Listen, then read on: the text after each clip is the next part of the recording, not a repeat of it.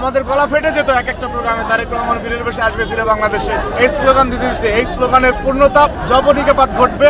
একজন মানুষকে জনগণ থেকে দূরে রাখার জন্য শেষ পর্যন্ত আদালতকে ব্যবহার করে ওনার কথা বলার অধিকার কেড়ে নেওয়া হয়েছিল। ফেসবুক সহ অন্যান্য মাধ্যমও বন্ধ করে দেওয়া হয়েছিল যাতে তারেক রহমানের বক্তব্য প্রচার করতে না পারে। তারেক রহমান সে লন্ডন থেকে খোঁজ দিতেন। উনি আমাদের সিনিয়র নেতাদেরকে বলতেন যে বাংলাদেশের অমুক প্রান্তে অমুক ঘটনা ঘটেছে, আপনারা যান। উনি বাংলাদেশের পাশে সবসময় ছিলেন। সুতরাং এই ধরনের একজন মানুষকে আসলে কখনোই জনগণ থেকে ডিসকানেক্টেড করা যায় না।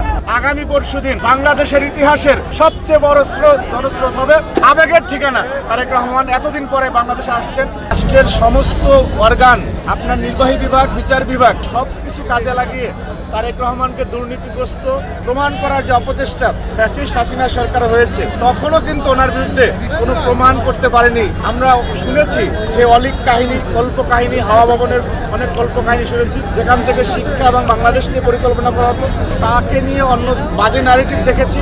একজন মানুষকে জনগণ থেকে দূরে রাখার জন্য শেষ পর্যন্ত আদালতকে ব্যবহার করে ওনার কথা বলার অধিকার কেড়ে নেওয়া হয়েছিল। উনি সামাজিক যোগাযোগ মাধ্যমে উনি যাতে কথা বলতে না পারেন, জনগণের সাথে কানেক্টেড হতে না পারেন, সেই জন্য আদালতকে ব্যবহার করে ফেসবুক সহ অন্যান্য মাধ্যমও বন্ধ করে দেওয়া হয়েছিল যাতে তারেক রহমানের বক্তব্য প্রচার করতে না পারে। এই ধরনের একটি জায়গা থেকেও আমরা দেখেছি যে বাংলাদেশের কোনো প্রত্যন্ত অঞ্চলে একটি ঘটনা ঘটলে অথবা বাংলাদেশের কোনো নাগরিক, শিশু, আবাল, বৃদ্ধ, বনিতা যদি কেউই বড় ধরনের কোনো ঘটনা ঘটে, তখন বাংলাদেশের নেতাদের চেয়ে তারেক রহমান সে লন্ডন থেকে খোঁজ দিতেন। উনি আমাদের সিনিয়র নেতাদেরকে বলতেন যে বাংলাদেশের অমুক প্রান্তে অমুক ঘটনা ঘটেছে, আপনারা যান। আমরা বিএনপি পরিবার, জিয়াউর রহমান ফাউন্ডেশন, বিএনপির মাধ্যমে উনি বাংলাদেশের পাশে সবসময় ছিলেন, সেই ঝড় ঝঙ্কা জলোচ্ছ্বাস যাই হোক না কেন। সুতরাং এই ধরনের একজন মানুষকে আসলে কখনোই জনগণ থেকে ডিসকানেক্টেড করা যায় না, সেটির প্রমাণ জনাব তারেক রহমান। এবং উনি বাংলাদেশে আসার খবরে আজকে বাংলাদেশ উচ্ছ্বসিত। ঠিক যে সময়টিতে আপনার সাথে আমি কথা বলছি, এই সময়ে বাংলাদেশের প্রাচ্যের অক্সফোর্ড ঢাকা বিশ্ববিদ্যালয়ে একটি কনসার্ট হচ্ছে।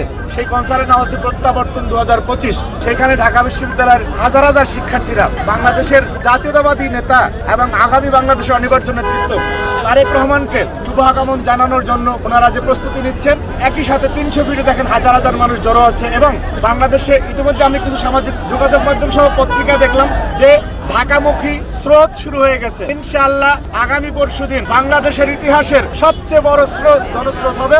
বাংলাদেশের সকল মোহনা এক মোহনায় মিশে যাবে।